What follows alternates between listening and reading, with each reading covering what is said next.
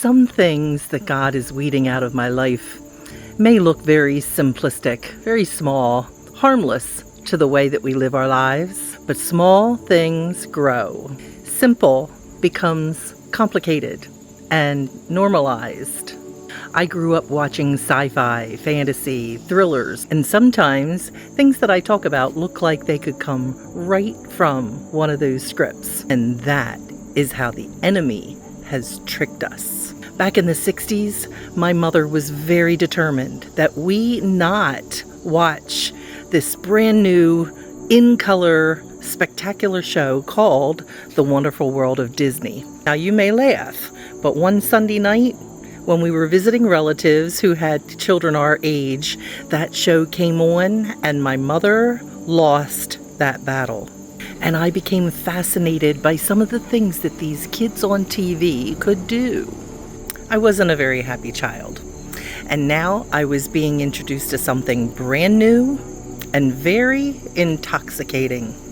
But it was a beginning in my life that would introduce and normalize the demonic, actually making it fun. A little scary at times, but it was entertainment.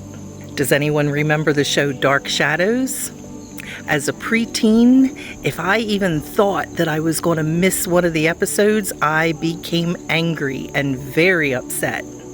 And over the years, shows became darker, getting us used to the language, demonic spirit names, and even teaching us real spells. I was one of the first to ignore and even sometimes put down people that were coming against this fantasy entertainment. We've become addicted to the evil part of the spiritual world, but so many of us have ignored and denied the spiritual gifts and authority that God has given us as believers.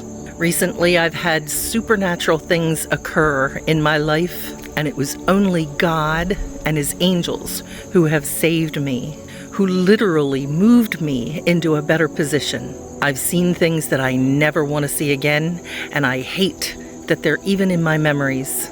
But they did reveal a true evil world to me, making me desire and need God's protection.